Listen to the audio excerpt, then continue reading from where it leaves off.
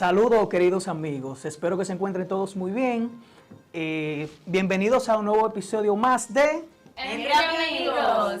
Qué bien se escucha, ¿eh? Bueno, en el día de hoy quisiera preguntarle, antes de iniciar, ¿cómo se sienten mis compañeras? Cuéntame, Ana Laura.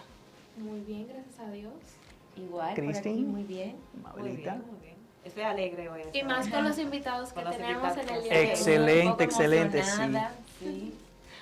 Bueno, tenemos el placer de presentarles dos personas que son especiales para nosotros. Tenemos a la presentación del doctor Carlos Báez y su esposa Antígona Ferrer. El doctor Carlos Báez, que es especialista en urología, y la doctora que es enfermera y especialista en realizar el estudio de urodinamia, exacto. Bien, entonces, la urodinamia, doctora, tengo entendido que es el estudio que se le hace para conocer, conocer la uretra y también el esfínter. Y háblanos un poquito sobre eso. Bueno, la urodinamia o estudio urodinámico es un estudio funcional de la vejiga. Okay. Es un estudio para saber cómo funciona la vejiga en su fase de llenado y en su fase de vaciado. ¿Ok? Yeah.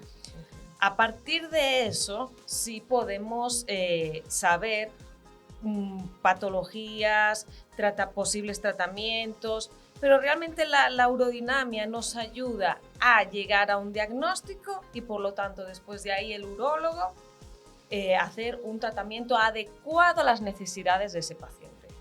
Okay. Muy bien. Una pregunta para el doctor Carlos Báez. ¿Qué le motivó a especializarse en la urología y qué es lo más que le apasiona de esta profesión? Bueno, lo que pasa es que después que uno va a entrar a la universidad, al principio uno no sabe. Yo creo que, bueno, eso me pasó a mí, yo creo que le pasará a la mayoría de los jóvenes. Sí, yo Entonces, creo que sí. mi padre es urólogo, entonces yo quería hacer ingeniería química al principio y luego, me imagino que como quería hacer algo, tal vez no lo mismo, pero luego entonces el tiempo fue fluyendo, me di cuenta de que, bueno, voy a meter medicina, no quería ser urólogo, pero luego me di cuenta que es una especialidad interesante, porque es una especialidad que puede combinar la cirugía con la clínica, cosas que no son muchas especialidades que se pueden dar, que se puede dar ese tipo de casos. Entonces, y la urología, dentro de todas las especialidades de las que va a la punta de vanguardia en cuanto a tecnología, porque con muchas cosas, porque nosotros utilizamos muchos tipos de tecnología para hacer diferentes tipos de procedimientos, y me fue llamando y dijo, bueno, pues voy a estudiar urología. Entonces al final hice urología. Oh, mira qué bien, excelente. Y doctor, otra preguntita, ¿cuáles son las afecciones urológicas más comunes que atienden su consulta? Bueno, realmente dentro de la urología es muy amplia. O sea, se dedica a la parte reproductiva del hombre, tiene que ver con cánceres, con cáncer de riñón, cáncer de próstata, cáncer de vejiga. Los cálculos, las piedras, eso también lo lleva a la urología. Y entonces yo hice una mezcla de cosas que son un poco habituales. Por ejemplo, yo me dedico a litiasis. Realmente dentro de toda la urología lo que más me dedico es a litiasis, a cálculo. Y por accidente de la vida, porque no es una subespecialidad que llama mucho la atención, porque nosotros somos muy quirúrgicos, los urólogos son, bueno, es como un cirujano. Entonces, la urología funcional y femenina, que yo también me dedico a eso, fue un accidente, me metí en eso porque, bueno, me tocó la oportunidad de abrirme un espacio en un sitio que me ofrecieron un año a dedicarme solamente a eso, y entonces me hice lo que se llama una subespecialidad. Y entonces lo que sí aprendí mucho a la parte clínica. Entonces eso me ayudó mucho como urólogo a ser muy clínico. Y es porque el urólogo funcional y femenino tiene que hablar mucho con el paciente y preguntar mucho, sobre todo cómo se le escapa la orina, cómo orina. O sea, hay que hacer, entonces eso me ayudó mucho a la parte clínica. Muy bien, muy bien. Otra preguntita. ¿Cuáles son los tipos de incontinencia urinaria y qué los diferencia entre sí? Bueno, la incontinencia, lo primero vamos a la definición. La incontinencia es un escape de orina. Entonces, claro, pero el paciente viene con un escape, pero la vecina, el vecino, todos van a decir lo mismo, que se le escapa la orina. Y el trabajo del urólogo sería es averiguar cuál es la causa. Entonces hay diferentes tipos de escape que todos los pacientes se van a quejar de lo mismo, se van a quejar de que se les sale la orina. Uno puede ser por una incontinencia, por un problema de esfuerzo, que es el otro puede ser porque su vejiga no funcione bien, que su vejiga tenga lo que se llama una arritmia, para que nos entendamos, una arritmia de la vejiga. Puede ser una mezcla de los dos. Puede ser una mujer que se orina dentro de la vagina y al levantarse se le escapa la orina. Wow. Puede ser una paciente que tenga retención de orina y vaya regalimiando, como dicen en la calle, y va goteando, pero es porque está la vejiga llena. Entonces, todos esos son escapes. Ahora, cada tratamiento se debe de dar específico para ese tipo de pacientes. O sea, si yo trato paciente que tenga una arritmia como si fuese un escape de esfuerzo, no va a haber tratamiento correcto. Y por eso tú vas a escuchar, a fulanita la operaron, pero si le sigue saliendo, es porque tal vez el diagnóstico no era el correcto. Entonces ahí viene la urodinamia, por ejemplo, y la clínica, de ver qué tipo de escape tiene para darle tratamiento adecuado a ese tipo de paciente. Excelente información. Tenemos Sí. problemas Ahí yo de urodinamia. yo creo que yo tengo un chin de todo. ¿Qué? Yo creo que yo cada vez que te iba diciendo yo, ok, Pero yo tengo eso. ok. Y eso también. Como que no sé. ¿Qué factores pueden desencadenar, doctor, o agravar la incontinencia urinaria? Bueno, principalmente la edad. Pero no Sí. somos tan viejos. Lo que pasa es que Ay, la pero mujer ya yo estoy tiene, bien. bueno, Es que nos están viendo, en que este tal caso vez estamos hablando, Entre dentro de ese me renglón. enfoqué mucho en la mujer, o sea, porque la Somos mujer que- tiene 50% de las mujeres de por encima de los 50 años van a tener incontinencia. Se debe a la parte Del eh, parto. a la parte la edad, deficiencia en el suelo pélvico, problemas Ajá. hormonales, la genética también. Hay muchos factores que tienen que ver con incontinencia. La mayor parte de las incontinencias se deben de esfuerzo en ese tipo de casos. Pero los hombres tenemos luego también, nosotros podemos tener incontinencia por problemas de funcionamiento vesical, que está afectado generalmente por la próstata. Ah, Entonces, que también puede dar otro tipo de escape. Pero esos tipos de escape son por diferentes causas, pero son patologías que en la mujer son más evidentes porque la mujer tiene un sistema esfinteriano más fácil de que con Como el un vaciado. tiempo, más fácil que con el tiempo comience a ver deficiencia. Wow, porque realmente, o sea, nosotros las mujeres vamos a decir que Vamos no es tanto forzadas. como la, pero vamos más forzadas porque tenemos que dar a luz, tenemos Ajá. el periodo, entre otras cosas que también, vamos a decir que forzamos mucho tal vez el esfínter, por decir así, o o sea, esos órganos. Lo que ocurre es que, por ejemplo, en otros sitios del mundo existe lo que se llama la terapia, o sea, después de dar un parto, de tener un parto, Sí. que bueno, que aquí se hace más cesárea, pero no importa, porque el hecho solamente del embarazo, afecta el suelo pélvico. O sea, que tú puedes tener incontinencia aunque tengas una cesárea. Sí, sí. Porque el peso de 9 meses, esa cría, durante el embarazo va a hacer que ese suelo pélvico se pueda debilitar. Entonces, eso también hace de que la mujer con el tiempo vaya desencadenando ese tipo de problemas, pero lo que sí tenemos que tener, en otros sitios hay lo que se llama rehabilitación del suelo pélvico, y se le enseña a la mujer con la matrona, la enfermería, hace ese tipo de trabajo, Ya. o antes de... Porque, por ejemplo, para poder dar un parto hay que aprender a relajar. Pero si tú sabes relajar el suelo pélvico, puedes también luego aprender a contraer el suelo pélvico. Ok, por ahí mismo voy. ¿Cuáles serían las opciones de tratamiento más efectivos para trabajar la incontinencia urinaria? Eso va a depender mucho del diagnóstico. O sea, de una incontinencia de esfuerzo se tendría que enfocar uno en mejorar el suelo pélvico, sea con ejercicio, sea fortaleciendo de una forma no invasiva. Y en el caso de que no sea suficiente o que la paciente ya tú no vayas a tener respuesta con ejercicio o fortaleciendo el suelo pélvico de forma no invasiva, es haciendo un tipo de procedimiento, que lo que se hace se coloca habitualmente, lo que se hace se coloca como si fuese una pequeña cinta debajo de la uretra, un procedimiento quirúrgico, que lo que hace es que estamos fortaleciendo específicamente en el área que es muy crítica para la incontinencia, fortaleciéndola con esa malla. Se deja una malla interna, se deja dentro. Eso es lo que la gente comúnmente dice, ay, tengo un descenso. No, No, eso no. Descenso quiere decir que los órganos que tú tienes internos Ya, prolapsen a través de la vagina. ya. Salgan. Salgan. Ok. Entonces que eso es un descenso, vamos a ponerlo así. Y se oye muy feo, ¿eh? Se Se oye oye muy muy feo. feo, pero no es tan... Pero es muy común yo escuchar Sí, a las mujeres, no, que pero un descenso. lo que ocurre es que, a ver, si nos vamos históricamente, si Ya. nos vamos en 1900, creo que fue los 14, se describió que habían procedimientos quirúrgicos que tenían que ver con el prolapso, Ya. que podían, 1918, que podían, más de 100 años, Eso es cuando yo pensaba que podían mejorar la incontinencia. Entonces, eso, y después de eso, a medida que fueron pasando las décadas, los procedimientos que eran para incontinencia eran, en cierta manera, lo que hacían era reforzar el suelo pélvico. Ya. No solamente el prolapso, sino el suelo pélvico para la incontinencia. Pero no necesariamente un prolapso tiene que ver con incontinencia.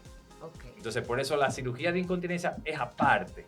O sea, tiene un prolapso, se tiene que resolver el prolapso por un lado, pero la incontinencia por otro, porque no tienen que estar necesariamente relacionados. Yo quisiera añadir algo, la incontinencia de Claro. esfuerzo, que no se ha dicho, y yo lo veo porque al ser de fuera, sí me he dado cuenta, y al hacer la urodinamia, que es una de mis preguntas, es, ¿usted tiene estreñimiento?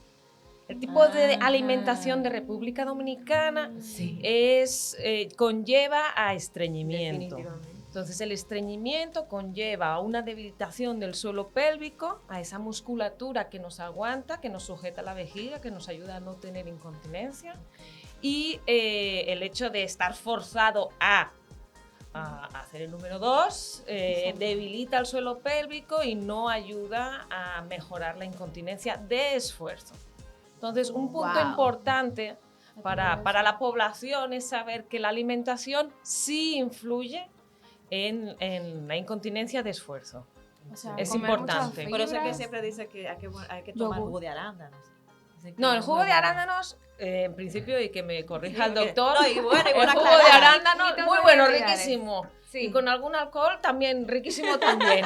Pero La Sí, última ya noche está a las claro. 12. Ya se encanta. pero es para las infecciones de orina. Exacto. No es para la incontinencia. Ya. Ok, porque dicen que te hace orinar. Pero Pero para prevenir. prevenir. Sí, porque o sea, que tendrías que tomar cantidades industriales de Claro. jugo Sí, de sí. arándano para que eso fuera efectivo. Ok. o sea, También a veces dicen, tómate un chin de aceite verde, que eso te desbarata la Así, piedra. aceite verde con limón. Porque aquí la gente, el dominicano le gusta Sí, automedicarse. Sí. Habla Sí, en la general. túnica- yo, uso un túnel de taladro, España. yo uso un taladro para romper un cálculo. Sí, Entonces, sí, fuera broma, Sí, sí, es verdad, o sea, exactamente, para... sí, entonces, cierto. que el aceite pase por el estómago, no rompa el estómago, llegue a la sangre llega al riñón, no rompe el riñón, pero rompe el cálculo. Es Mitos y difícil. realidades. Eso- Mitos y Claro. realidades. Mitos y Mira, realidades. mi De la esposo fue urologia. operado de cálculo renal, lo comenté en el episodio pasado con la doctora Gertrudis, nefróloga, y a él lo hicieron a través de litotricia, que se llama el estudio, Ujú. por ondas como para ir desbaratando las... Litotricia extracorpórea. Exactamente. Y a él lo operaron ahí en el Centro en el Lógico centro del del Cibao. Cibao. Y entonces fue a través, como el doctor me explicó, mira, nosotros utilizamos como unas ondas...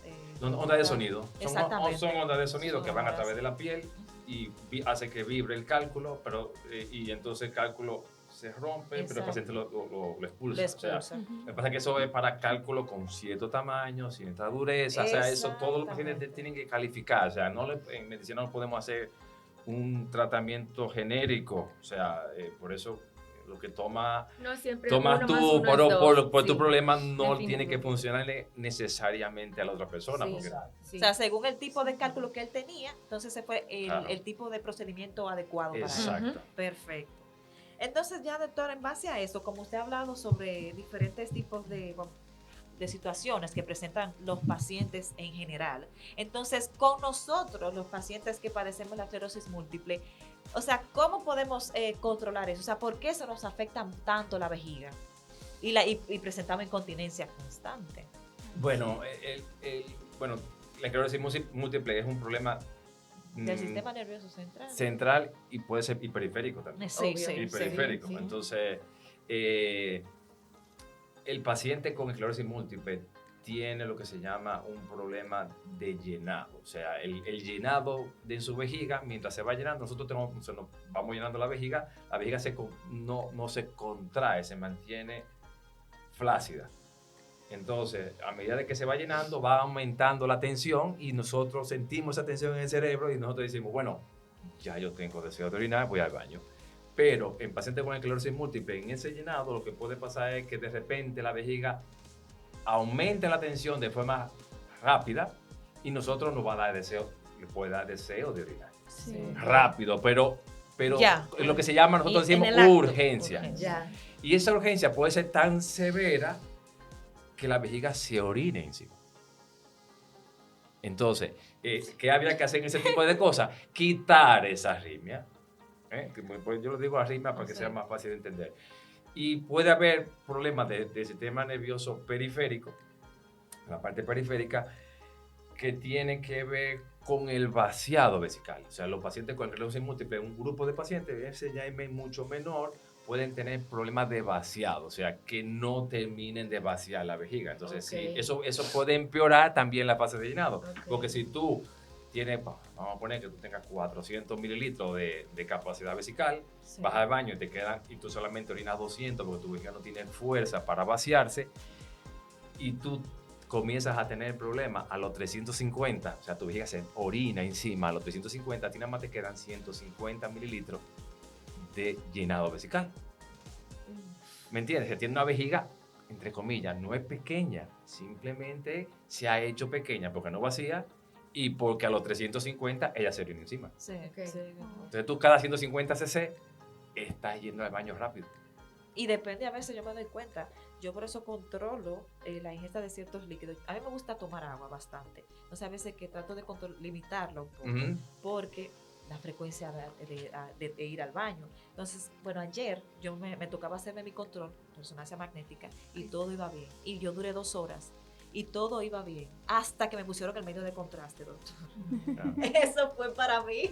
Ya. Cuando me Porque es un pusieron el medio de diurético. contraste, ahí fue que Bueno, esa vejiga... actúa como diurético. Sí, sí. Y yo apretaba la bombita, yo le decía, me estoy orinando. Claro. Y el muchacho, pero ya me dijo, mira, te aguanta 10 minutos. Y yo tenía tanto rato ahí adentro que yo aguanté los 10 minutos ya, para terminar.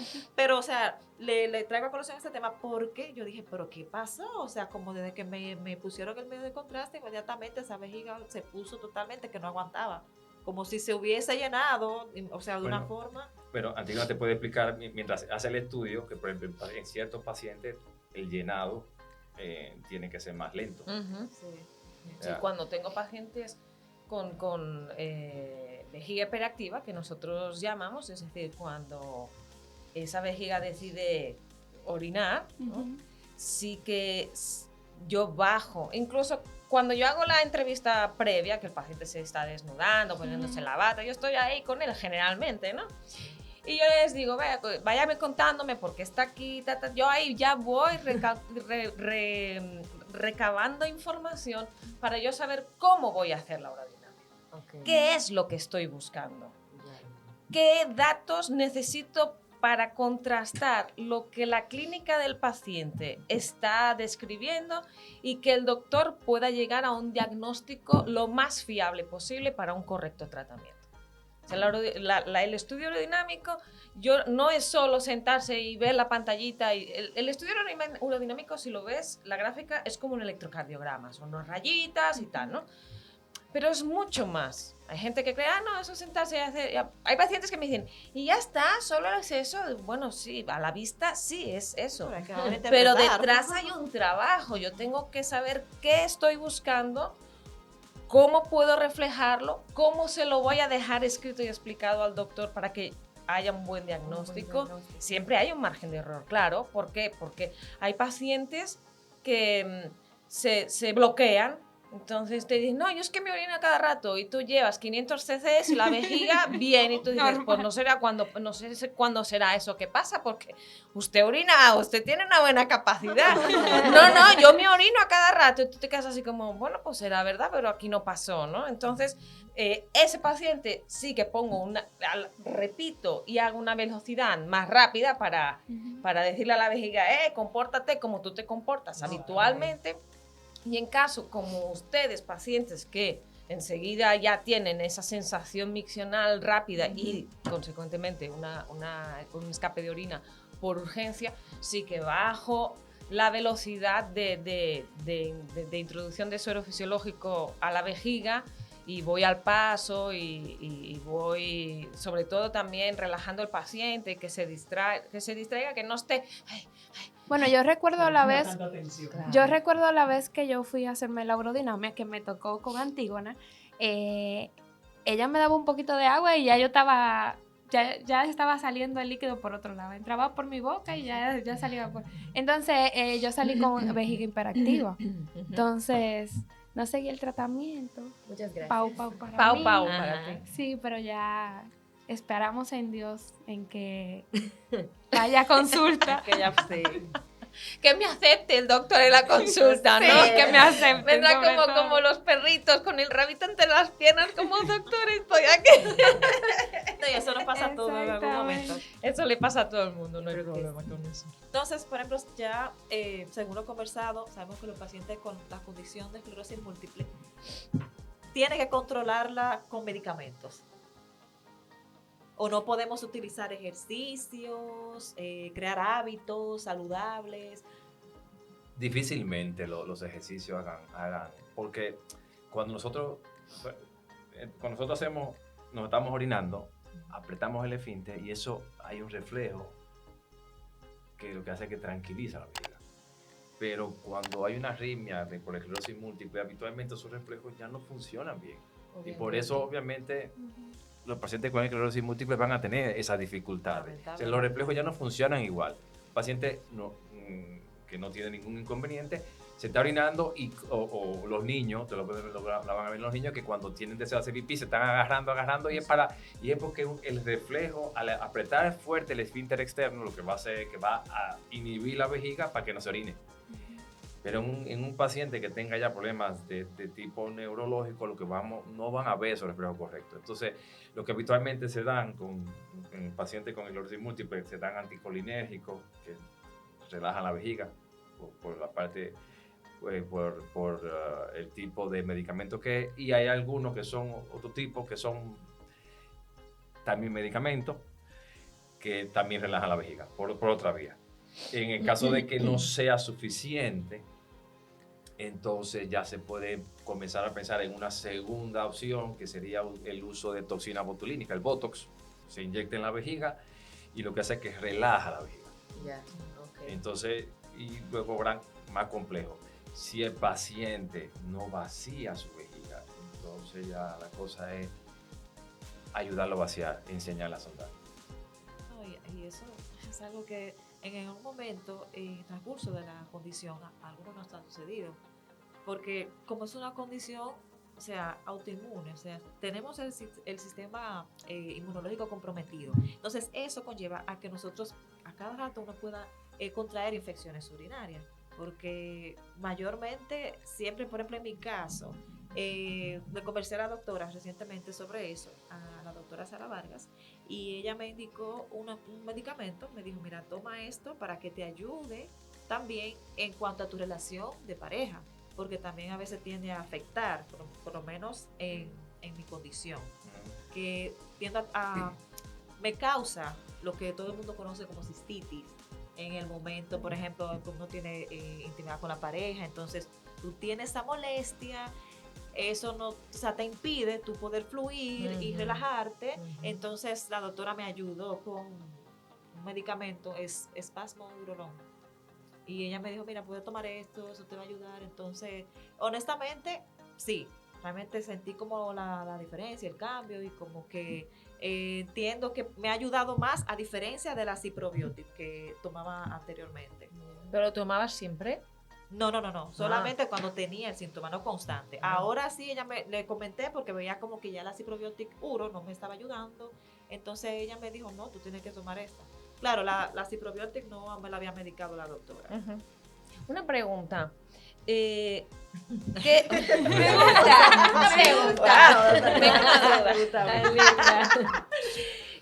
¿Qué usas para tu higiene íntima? Bueno, cuanto a jabones. ¿Jabón?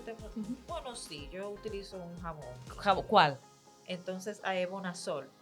Ese es para la higiene íntima. Para la higiene íntima, sí. Ah, ¿y Yo cuántas uso veces? muchas diarias. Mi No. doctor me la quita y yo Ajá, no me claro gusta. que sí. Es que aquí en República Dominicana también le tenéis un amor al jabón de cuava, que yo digo, pero ¿cómo puede ser? Se le va a caer, se le va a irritar la cosita. No, jabón de cuava no. Y yo siempre les digo a mis pacientes, digo, no hace falta sacarle brillo. No hay necesidad. Porque, y sobre todo en pacientes que tenéis incontinencia incontinencia de emergencia, de urgencia. Claro, como os sentís mojadas o sentís húmedas, no, yo me lavo cada rato. Digo, ¿y para qué? No estás sucia, estás mojada, pero no sucia. O sea, te lo comento porque muchas pacientes que no tienen esclerosis múltiple dicen lo mismo que tú, que después de las relaciones sexuales tienen cistitis, pero no es por la relación sexual, es porque a lo mejor se rasuran completamente, los pelitos están ahí para algo, no hace falta, hay que tener la cosa arreglada, ¿no? Pero el desierto tampoco es bueno porque los pelitos están ahí para algo. Exacto. Y la higiene íntima es muy importante. Yo siento que hay un exceso de higiene con productos no adecuados e uso Sí. de toallitas sanitarias, de diarios, Aquí que se usa todo mucho es... eso. pero una Se barbaridad. usa mucho. Entonces, todo eso nos lleva a un caldo de cultivo, a que la vagina esté desprotegida. Entonces, claro, cuando tenemos relaciones sexuales, que eso, pues, alegremente pasa todo por todos los lados, estamos desprotegidas. Ya. Y se arreglaría muy fácil. Use un jabón adecuado, úselo una vez al día y no use toallitas sanitarias 24/7, porque las toallitas sanitarias, los diarios, son un caldo de cultivo. Ajá, ¿Qué se ajá. puede hacer? ¿Qué se Sí. puede hacer? Fácil. En vuestro caso, yo me siento húmeda, yo me siento sucia. Bien. Si estás en tu casa, échate agua. Solo agua, porque lo único que tú sacaste por ahí es pipí, orina. Ya, tú lo que quieres es no sentir ese olor. Lávate con agua, pero no hace falta usar el jabón. Pásate wipes de bebé Ah, le iba a sin preguntar alcohol, eso. los que tú quieras. Ya. Son wipes. Si se usa para los bebés, tú lo puedes usar. Ok. Y si te sientes muy mojada, claro, hay momentos que obviamente si tienes que salir a la calle te vas a poner un diario porque te sientes más segura. Exacto. Pero si estás en la casa, no lo uses, te mojaste, cámbiate el panty. Ya. Ok, dejar que esa zona ventile. como Ventile. dice. Y además de que es habitual, aquí sí que todo lo que pica es infección. Si me pica, pero cuando a uno le pica la cabeza, uno piensa que se le infectó la cabeza. No. Sin embargo, ahí sí se piensa de que eso es Sí. una infección. Entonces, una vaginitis por irritación, después de una relación sexual, o sea, la vagina se puede lacerar por una relación sexual. Ya. Cuando la orina cae, no cae en una mujer, no cae toda la orina en el baño, cae también en la vagina. Y si tú tienes la vagina irritada por una relación sexual, te va a arder al orinar. Eso se parece mucho a una cistitis. Exactamente. Entonces, cuidado, porque puede ser que estemos tratando infecciones de orina por los síntomas. Tus exámenes de orina, los exámenes de orina, la orina en la vejiga no se considera estéril.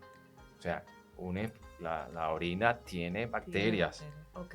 como la boca. Ajá. Entonces, ¿se tiene que tratar todos los exámenes de orina con bacterias? No necesariamente. Si los síntomas son indicativos de cistitis.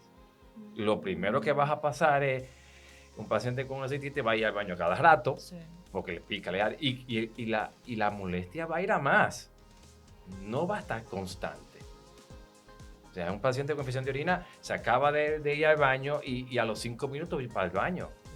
Entonces, no es solamente el examen, pues, sino entonces, porque es un peligro que no lo estamos viendo, usar antibióticos de forma indiscriminada. Por ejemplo, en Europa se mueren 35.000 personas al año por resistencia bacteriana. Estamos creando resistencia. Ahora mismo en la clínica tenemos pacientes que hay que ponerle un antibiótico súper caro porque Ya la hace cipro resistencia. y que si yo, todas esas cosas las estamos usando para me pica el caco. Porque me pica, porque me pica. ¿Me estás entendiendo? Entonces, Tengo infección. tenemos que ser responsables. Y los pacientes tienen, porque lamentablemente aquí en la farmacia te venden, si tuvieran cañones, te vendieran cañones. Pero se vende de receta. todo, entonces no hay un control. Entonces nosotros, los seres humanos, tenemos que ser responsables del uso del antibiótico, porque son las únicas herramientas que tenemos contra la bacteria. Sí. Cuando se acaben, ¿Cómo lo vamos a vamos a estar como en la época de los 1800, de la guerra civil, que se morían no por el balazo, se morían por la infección. Ay, Dios. Pero mira, todavía el tema de mitos y realidades es lo que todavía. No, Sí, vamos a seguir, vamos a seguir. Todavía Vamos sigue, a se por está ejemplo, aplicando por ejemplo, aquí. doctor, vamos a irnos por el lado que es. Exacto. Y ya que se ¿Qué mencionó, es el Botox en la vagina? ¿Qué? En la vejiga. En En la vejiga, pero ay, ya, en la vejiga. ¿Y cómo ayuda a los pacientes con Sí. esclerosis múltiple? Lo que hace, porque pasa cuando los pacientes o no toleran los medicamentos, tienen que tomar demasiado para controlar esas arritmias. Ah. Ustedes ya se acuerdan de las arritmias que estaba comentando. Lo que hacemos nosotros es inyectar el botox, o sea, hay que entrar con un aparato, con un citoscopio dentro de la vejiga. Entonces se coloca como si fuese una aguja larga para que me pueda pasar por dentro del aparato y se inyecta, se ponen inyecciones dentro de la vejiga de toxina botulínica. Así como se ponen en la cara, se ponen dentro de la vejiga, se ponen alrededor de 20, son 20 pinchazos, se ponen medio cc. Eso se hace con anestesia. no vas a o sea, notar que no se nada. preocupe. Eso no, ¿Cada qué no. tiempo?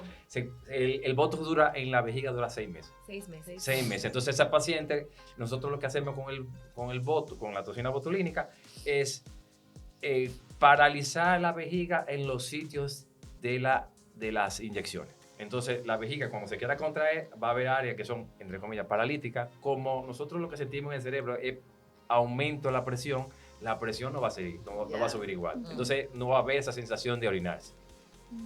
Entonces, la dosis habitualmente es una ampolla de 100. ¿y aproximadamente cuánto cuesta? A ver, yo lo que tengo, creo que cuesta $380 la ampolla, porque no es la misma dosis que se pone en la cara. Creo que en la cara se ponen 20 unidades, algo así, o 30, no me acuerdo. No. Hasta ahí no llega. Todavía Pero, no llegamos ahí. pero, o sea, que es como 5 veces más, porque claro, que la vejiga es un músculo grande. Ya.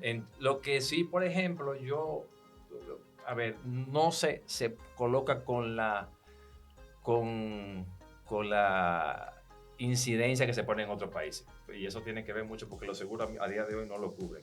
Lo que sí yo he hablado no cubren el Botox. O sea, yo, por ejemplo, en mi paciente, yo lo paso como si fuese una citoscopia, y le ponemos el Botox, que eso sí lo cubre seguro. Lo que pasa es que el paciente tiene que buscarse, o sea, costear la toxina botulínica. Ya. Yo sí he hablado con la compañía y ellos lo que se puede hacer es, porque eso no lo tengo, eso lo tienen que hacerlo los pacientes, conseguir, que eso a veces lo hacen los pacientes para cirugía plástica. Ajá, sí. Se juntan 2 o 3 y se compran una ampolla entonces lo que se hace es que se reparten y sale mucho más barato. Entonces Una lo buena que pueden opción. hacer es comprar porque una ampolla para cada uno, o sea, no es que como la que son los cirujanos plásticos, pero sí que si se compra entre comillas en cantidades, yo sé que la compañía hacen algún tipo de De arreglo. ayuda, sí. De Pues eso ayuda. como todo, ¿no? Sí, no es lo mismo comprar 1 kilo de papa que Claro. 500. Y sobre todo, como ya se sabe que se pone cada 6 meses, entonces ya eso se hace con tiempo y eso yo no... Inclusive, cuando yo llegué hace como 5 o 6 años que el voto estaba más caro. O sea, yo creo que ha ido, o sea, por suerte, también tiene que ver con la demanda, pero sí que no ha subido de precio como estaba antes. Y ahí de veras yo entiendo que regularlo un poquito, porque en ese caso se utilizaría para algo funcional, no estético.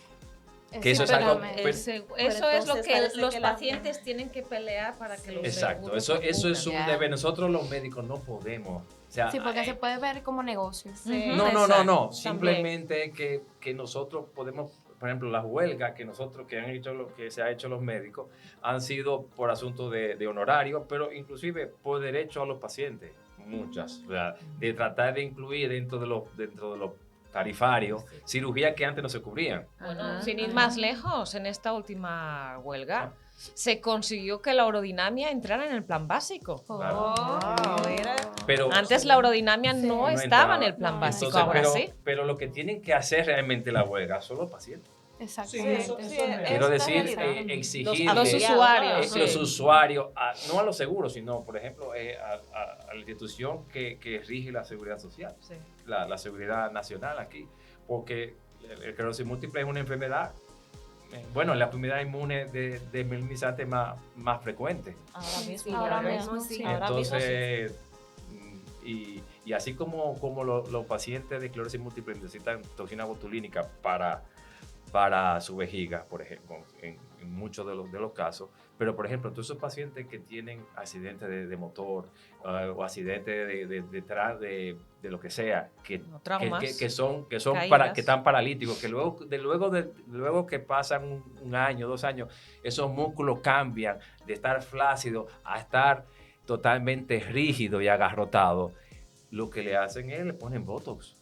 Porque esos pacientes que están totalmente en posición fetal, porque esos músculos se quedaron rígidos por el daño neurológico que tienen, por la sección, lo que le hacen es que le ponen Botox para poder aflojarlo, para poder tratar para que se puedan ellos movilizar a la silla de ruedas, por ejemplo. Porque como que se atrofia. Ujú. Se quedan rígidos porque al perder el contacto nervioso con el cerebro, el músculo que hace después, hay una fase que es rígida. Entonces ¿qué hacen eso? Lo que hacen creo que son los ortopedas es inyectan toxina botulínica, pero yo creo que también ellos tienen esa situación que no está probable. cubierta por el seguro. Seguramente. Qué tema. No, o sea, yo estoy como, wow, así como totalmente embelesada viendo al doctor, porque había muchas prácticas que uno, o sea, que he estado realizando, porque lo digo en el presente, porque sí, o sea, yo soy enferma, era utilizando diariamente, mi ginecólogo siempre me ha dicho, no, y ya eso es el doctor, Él no sabe. sí, eso es el doctor, me está diciendo, pero es verdad, como dice, o sea, no necesariamente es una infección, como usted diría, sino que a veces hay situaciones o conductas, patrones que yo haya estado llevando, que es lo que me conlleva a tener ese síntoma. Ya lo ha mencionado anteriormente, pero ¿en qué consiste la urodinamia? Ok, la aerodinamia es un estudio invasivo. Invasivo significa que voy a introducir al paciente 2 sondas. Es una sonda por la uretra que me va a llegar a la vejiga, porque de alguna manera tenemos que llenarla para saber cómo va a ir la fase de llenado. Wow. Yo no puedo esperar a que el paciente tenga deseo de orinar, yo tengo que tener eso más o menos programado y a la vez, con esa fase de llenado, con la máquina de aerodinamia, yo sé cuánto líquido está entrando. ¿Okay? Sí que tengo que decir, que me lo he saltado, que antes de empezar a hacer la aerodinamia, antes de introducir la sonda por la uretra, intento que el paciente orine. Hacemos una primera micción para que el paciente orine, vaciamos vejiga, empiezo y a partir de ahí es que empieza la aerodinamia. Se coloca una sonda por el ano, son sondas finitas, sí es desagradable, pero no doloroso. Sí que es verdad que tengo que decir que los hombres salís un poquito más mal parados en esto porque ustedes tienen el tracto urinario mano. más largo y claro, yo tengo que llegar hasta la vejiga. Bueno, yo no, la sonda tiene que llegar hasta la vejiga. En mujer la uretra es bien corta, con un poquito ya estoy ahí. Con los hombres es diferente por anatomía, entonces Nada fácil, mucho lubricante, un poquito de anestésico local y pero eso es un momentito. Cuando toca, eso es un momentito, no os dais cuenta. Y luego ya la sonda anal no tiene ningún secreto. Si le colocan unos electrodos, que ustedes ahí no notan nada, ni durante ni después, y se empieza la urodinamia. El paciente se sienta en una sillita especial y empiezo la introducción del suero fisiológico en vejiga. Empiezo una serie de pasos en los que veo cuánta orina entra, hago que el paciente realice ciertos ejercicios, toser o doblarse, que tosa. Eso es para inducir una supuesta incontinencia de esfuerzo. Y según cómo voy viendo al paciente, lo que hemos hablado antes, según la clínica, voy modificando la velocidad, los ejercicios estos que estoy comentando. Exacto. Y el paciente realmente, el que tiene el control de la situación, aunque no lo crea, es el paciente. Porque el paciente es el que me tiene que ir indicando, tengo un poco de deseo, ya estoy apurado, tengo mucho, ya me voy a orinar. Y además de eso, en la parte que tiene que ver con la parte de definición, eso en la parte práctica, la parte de definición de lo que buscamos con la urodinamia, o sea, tratamos de reproducir lo que el paciente le pasa en su casa, lo de la queja. Entonces, lo primero, cuando decía que Antígona, que era que el paciente orinaba, era porque nosotros lo podemos orinar en un aparatito que también es parte de la urodinamia, que mide la velocidad del chorro de orina. Lo único que se le dice es orina aquí, como si fuese en un inodoro, porque es un inodoro. Entonces el paciente orina en ese inodoro, entonces nosotros podemos medir a la velocidad que sale el chorro. ¿Qué pasa? Que eso nos serviría a nosotros para algunos pacientes que su vejiga no tenga fuerza, o pacientes prostáticos, por ejemplo. Entonces cuando se le pone la sonda, y se le pone la sonda anal y la vesical, eso se conecta a la computadora, y nosotros aquí evaluamos dos cosas: la fase de llenado, y que vamos a ver que eso se llama citometría dentro de la urodinamia. Entonces medimos entonces a qué velocidad, entonces vamos viendo qué va haciendo la vejiga a cada mililitro que va entrando orina. Entonces vamos sabiendo si la vejiga, vamos a ver qué hace la vejiga, si se contrae. Lo que yo comentaba antes, que dije que la urodinamia se parece a un electrocardiograma. Son unas rayitas. Exactamente. Son unas rayitas que, por ejemplo, que cuando hay una contracción involuntaria, tú ves que esa rayita sube grande y el paciente no te dice nada, se hace el fuerte, y tú dices, tú tienes deseo de orinar. Y me dice, sí, y yo... Por eso es tan preciso. Lo estoy viendo. Entonces, sí. Entonces cuando el paciente ya dice que ya se está orinando, o inclusive el paciente, como está sentado, muchas veces está sentado en ese inodoro especial, la sonda es muy fina, o sea que el paciente puede orinar con la sonda puesta. Entonces, si el paciente desea orinar, nos avisa, nosotros comenzamos iniciamos el cálculo de lo que tiene, todos los patrones que para nosotros son importantes en el vaciado. Entonces el paciente comienza a orinar, entonces nosotros podemos ver el chorro de nuevo, a qué velocidad cae, con qué fuerza la vejiga vacía la vejiga.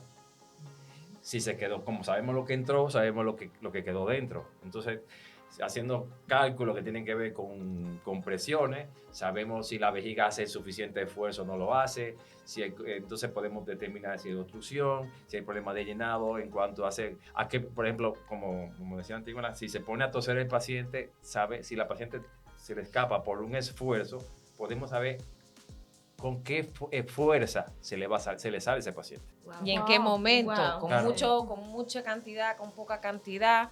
Y también vamos a ver si hay incontinencia de emergencia o involuntaria, ¿no? Que el paciente no le da tiempo, o sea, ya empezó a orinar y su fase de vaciado no es cuando el paciente quiere, es cuando la vejiga decide. Y por último también se le colocan unos electrodos en el área perineal que nos sirven, que es una electromiografía de superficie, que lo que hace es que durante el llenado, el esfínter, cuando el paciente o la paciente tosa, lo que va a pasar es que se va a contraer como reflejo a la tos, para que no se le salga la orina. Y en el momento del vaciado, ese esfínter tiene que estar relajado, no puede contraerse, porque si se contrae, mientras se vacía la vejiga, va a haber un cierre del esfínter. Entonces, eso no es contraproducente. Sí. Cosas que podrían pasar en pacientes con alguna alteración neurológica, que los esfínteres, en el momento en que nos toca, se contraigan o se relajen. O sea, que aclarando, no por toser, o sea, las personas tienen que entender que es normal que se me salga un poquito de orina. Exacto. No es normal. No es normal. Exacto, porque he escuchado mucha gente, entonces, cuando yo toso me pasa eso y tú te quedas como que yo me quedo Sí. pensando, pero tú aparentemente eres sana. O sea, Ujú. y Sí, entiende hay que eso es gente- normal. Ujú. Y lo tampoco tiene es como normal, normal. levantarse en la noche a orinar. Yo tomo mucha agua. Yo tomo Eso mucha no agua es. y- O sea, la Exacto. noche se Entonces, hizo para esa dormir, sería la no segunda- para ir al baño a orinar. Esa sería la segunda pregunta que le tenemos. Sí. Y es, ¿qué signos o síntomas indicarían que una persona necesita una evaluación urodinámica? Cualquier alteración en su día a día en la micción. Entonces, como por Que es- ejemplo, ajá, tener que ir al baño de a cada noche, que si que se te tose. escape la orina, que orines a cada rato. ¿Cuándo puede hacer mi cita? Bueno, aquí todos tenemos que- Doctora, y si por ejemplo, si la frecuencia mía sería solo una vez en la madrugada, eso sería Bueno, está bien, ¿no? Claro que eso va a depender. También es lo que decía, perdón. Es lo que decía ella. Yo bebo mucha agua en la noche. Sí, no sí. bebas tanta agua en la Sí. noche. Exacto. Póntela antes para De día. así cuando tú, justo antes que te vayas a dormir, tú vas al baño, haces la última micción y ya descanses. Sí, es verdad que levantarse una vez en la noche, si eso no te... A nivel de enfermería hablo, ¿eh? Siempre nosotras miramos. Si tu estilo de vida no se ve afectado por tu acción, por eso que te está pasando, oye, sigue viviendo tranquilo. Ya yo lo tengo como una costumbre. Ya yo creo que yo tengo una hora que me despierto así que Y vuelves a dormir como un tronco. Normal. Ya, ese es tu sistema. Excelente. No hagas Tengo un bebé nada. pequeño que todavía está despierto, no hagas nada. Claro. Claro. Diferente que me digas, no, es que claro, me levanto a la 1 de la madrugada y entonces son las 3 y todavía estoy contando ovejitas. Te diría, bueno, pues tienes Sí, hay un un problema. problema. Tu estilo de vida se ve afectado, tu descanso se ve afectado, por lo tanto sí tienes que buscarle un remedio. gracias por la información. Eso es muy importante. ¿Existen resultados específicos en la urodinamia que sean característicos en personas con esclerosis múltiple? Realmente en esclerosis múltiple... O algo no. normal, o sea, algo común en todos los Yo pacientes. Pero, ¿cómo así? Sí. Es que esa parte no la entendí. Yo me imagino que lo que estás preguntando por es que si ejemplo los pacientes de esclerosis ajá. múltiple tienen solo esa característica. Exacto, Ajá. eso es No, una característica. No. Y si afecta No. a hombres o mujeres, o sea, si es igual o O no, sea, ya la sí. esclerosis múltiple yo creo que un 80% Y esas son son mujeres, ¿no? Sí. Ya solo la enfermedad. Sí. Nosotras salimos perdiendo por todos los lados. Por Dios, todos que por los lados. Eva. No, ¿Qué va a hacer por no, tomar? mira, anteriormente me dijeron y me lo confirman aquí, que dicen que el dolor de cálculo renal, dicen Es que como es la de un igual que parto. dar a luz normal, parto normal. Bueno, a mí nunca me daba, pero me imagino que sí. Ya, No, pero ya. sí, da muy fuerte. El paciente con un cólico nefrítico son pacientes que tienen mucho dolor. O sea, a veces hasta la cara te lo dice. O sea, Sí, lo que pasa es sí. que yo vivo de cólico nefrítico, como quien dice, pero y es muy llamativo. El cólico nefrítico es muy intenso. Son pacientes que no están tranquilos porque no encuentran la posición. Hasta acá inconsciente, por ejemplo, por el dolor. Bueno, de todo, náusea, vómito. Es un No, paciente No, no, que sí. se nota muchísimo. No es un se nota chaucero. mucho. No es un chaucero, fue de verdad que le dolió. Ay, eso duele. Ya, perdón. Yo no voy a decir nada. No voy a decir nada. Entonces, esta pregunta va dirigida a los dos. Después de obtener los resultados de urodinamia, ¿cuáles son los pasos a seguir? O sea, después que se Para el tiene... paciente. Exacto, después que se tiene el diagnóstico de la urodinamia, ¿Qué más se Con los debe- resultados. Hacerle caso al médico, que para eso la pidió. Directamente. Buen punto, buen punto. Porque Ok. claro, Sí, me Seguir llegó. te llega el mensaje, ¿no? médica. Es que, Algo claro, más. para eso es. O sea, la urodinamia, como ya hemos dicho anteriormente, es un estudio que se hace para buscar el mejor tratamiento, pero ese tratamiento no sale de la nada, sale de un diagnóstico. Entonces,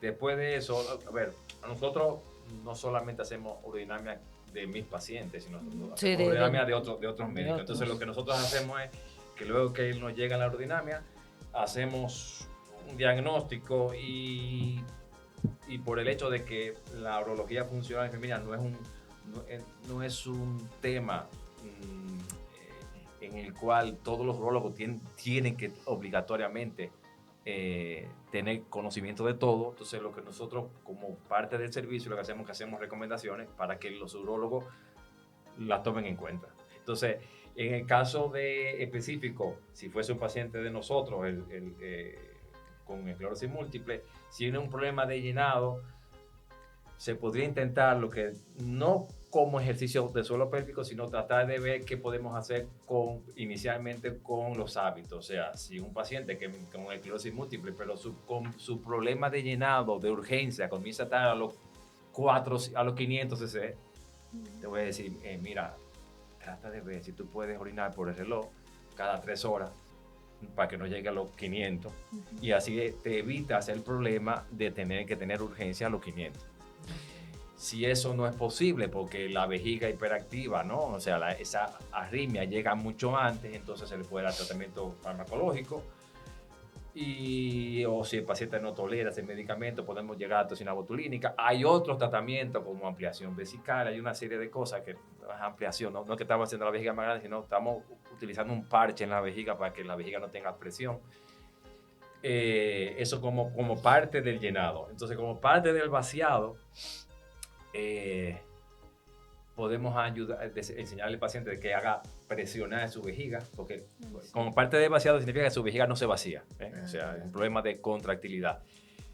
En una mujer eso sí lo tiene muy fácil, porque la mujer puede hacer creer, que sea exprimirse la vejiga con las manos para tratar de vaciar. Yo a veces me inclino un poquito hacia adelante. Sí, Y yo también, tratar de yo hago. empujarse la vejiga para tratar de vaciar. Pero claro, eso sí hay, si está quedando orina retenida. Ya. Entonces, en caso de que en un hombre ya es más complejo de que pueda vaciarse la vejiga con ese tipo de maniobra, entonces si no se puede lograr el vaciado correcto del paciente, entonces ya nosotros le enseñamos a sondar al paciente. Los sondajes son... no tiene que ser con guantes, habitualmente la mujer lo tiene mucho más fácil. Así, para que vean que hay beneficios, hay desventajas y ventajas. O sea, que, Por fin, un beneficio. por ejemplo, en mujeres con esclerosis múltiple que tienen que sondarse, aquí no lo hay, pero se pueden comprar por internet. Venden, que así fue que la presentación que se hizo fue como si del tamaño de un pintalabio. Hay sondas que son del tamaño de un pintalabio, o sea, tú lo pones en la cartera y tú quitas la rosca y queda una sondita como de ese tamaño, no tienes que tocar la sonda, solamente tocas la parte plástica que entonces la mujer ya viene como si lubricada. fuera un tampón. Como un tampón, eso iba a decir. Pero Entonces, para la uretra. Tampón. Pero para la uretra, entonces la mujer se introduce, entonces solamente tocando eso, deja que se vacíe la vejiga y eso lo puede tirar. Entonces, eso se tiene que hacer, se hace un diario, o sea, se le enseña a la paciente de que tiene que orinar, durante unos 4 días tiene que anotar la cantidad que orina, la cantidad que le quedó cada vez que terminó de orinar, se tiene que sondar. Entonces uno le hace un cálculo de cuántas veces se tiene que sondar al día para poder tener la vejiga vacía. Porque claro, tal vez a las 10 de la mañana cuando orine le quedan 100 cc, ¿no? Por decir una cantidad. Y entonces tal vez no sea necesario tener que sondarse de nuevo a las 10, sino que la próxima vez que orine, qué sé yo, a la 1, que se sonde para vaciar lo que le quedó a las 10 y a la 1. Entonces hacemos un diario, de esa forma hacemos más eficiente, o sea, disminuimos la cantidad de sondaje y que el paciente le quede cómodo. hay pacientes que no orinan nada, entonces te tienen que soltar cada vez que tengan deseo, ¿no? Entonces, eso va a ser muy dependiente Del diario mencionado. Del Eso es diario muy personalizado porque muy cada personalizado. paciente es Exactamente. diferente. Entonces, en ese caso lo hacemos así. Pero el vaciado, para el vaciado, lamentablemente, han habido, hay lo que se llama neuromodulación, se colocan unos electrodos en la médula, y entonces para tratar de hacer como si fuese un estímulo, y ese estímulo lo que hace de forma indirecta mejora la conexión. Pero eso es lo que se hace un intento. Inicialmente se pone como si fuese un beeper, se ponen los electrodos dentro de las raíces sacras, y entonces se pone un beeper y se da como un mes, se deja como unas 3 semanas más o menos. El paciente con el beeper, y entonces se va modulando, como si fuese va dando electricidad. El paciente no siente la electricidad, no es una descarga. No es una descarga eléctrica, sino es como un pequeño impulso, entonces se va modulando para ver si eso mejora. Sí, como un TENS, no sé si saben lo que es un TENS, que usan entonces más o menos algo así, entonces después de 2 o 3 semanas se ve si ha mejorado el diario, si ha mejorado el vaciado vesical, porque si no mejora entonces no tiene sentido colocar el definitivo, porque si se coloca el definitivo, se coloca debajo de la piel. Se coloca como si fuese un marcapaso. Igual es de la misma marca de los marcapasos. Okay, wow. Realmente la misma marca de los marcapasos, lo único que es para la vejiga. Realmente, ¿verdad? O sea, hay un tipo de tratamiento para cada persona dependiendo su condición, qué tan avanzada, cómo esté. Bueno, yo le iba a hacer la pregunta de qué mensaje usted tiene para los pacientes, pero ya con todo eso que usted ha dicho, yo creo que está más que claro. Ahora, yo sé que las personas que nos ven están curiosas y locas por saber, con el café, doctor, ¿se puede tomar café? ¿No irrita la vejiga? Esa pregunta nunca se queda con Mabel. No, es que nosotros somos cafeteras. Es que sí, de por sí, somos cafeteras. Bueno, lo que ocurre con el café es que, bueno, sí hay relación de que pacientes con vejiga hiperactiva el café puede empeorarle la vejiga hiperactiva. Empeorarle quiero decir que es más evidente, pero si no es por el mismo café, el café estimula la parte, por eso cuando uno toma café se pone como no más nervioso, sino más activo, ¿no? Sí. Aparte de eso, el café es un diurético. Ajá. Entonces, entonces cualquier diurético que ustedes se tomen, hasta el agua por la noche, para levantarse por la noche, todo diurético lo que va a hacer es que va a agravar, si ustedes van a tener urgencia a los 400 y si tu vejiga se te llena más rápido porque tomaste café, vas a tener un proceso diurético y vas a llegar a los 400 más rápido que solamente tomando agua. Okay. Y lo mismo ocurre no solamente con el café. Con la Coca-Cola. No, con la Coca-Cola. Pero sí, por ejemplo, la Coca-Cola porque tiene un poco de café, pero no realmente, pero más que todo, pero la cerveza, el alcohol, y los té. El té. Sí. El té también tiene un componente parecido a la cafeína. El té, que no las infusiones de manzanilla y Eso, tal, el té, pero es más el té. Pero ese puede ser una de las causas por las cuales yo me levanto en la madrugada, porque yo antes de dormir yo siempre tomo té. Pues ya ya ahí. Sí. Ya sabes, tómatelo en la tarde, como los ingleses, a las 5 de la tarde. Sí, como a las 6. Tarde de té. Tarde de té. Cambio el horario. Bueno, doctores, pues muchísimas gracias de verdad por este... No. Espérate, antes que todo, tenemos que saber dónde lo puedo, o sea, su ¿dónde están consultorio, ubicados? dónde están Claro, porque hay ubicados. gente que se quiere En la visitarlo. clínica Corominas, en el consultorio 304, la tercera planta. Excelente. Ya. Y entonces para hacer una cita. No, pueden llamar a la clínica Corominas, a la extensión 7309, con mi secretaria María, y nada, y los vemos por allá. Excelente. Allá nos vemos. Y que también sus redes sociales. Urobaes. Por Instagram, Por Instagram. @Urobaes. Ese Ok, es excelente. Las redes. Y también la clínica donde se hace el estudio de la Ahí aerodinámica. mismo, en el consultorio. Ok. Sí, Mira, perfecto. 2 O sea por que 1. Usted Se puede aproveche, quejar. vaya por allá, chequee, ¿verdad? sus vías urinarias, ¿verdad? Porque como dicen aquí, el buen dominicano, el mal con tiempo tiene cura.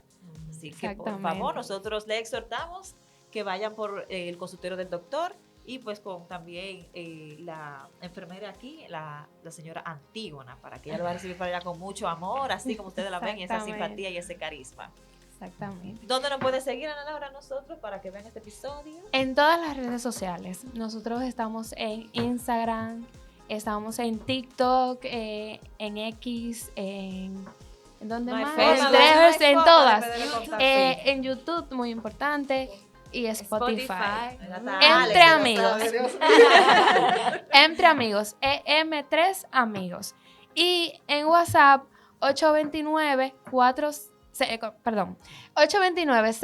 829-641-1102. Para que nos envíen sus preguntas. pues, Exactamente. por ahí nos contactan. Y también de los temas de interés que ustedes quieran saber. Así que Así que, Gracias. bye. Adiós. Hasta el próximo episodio.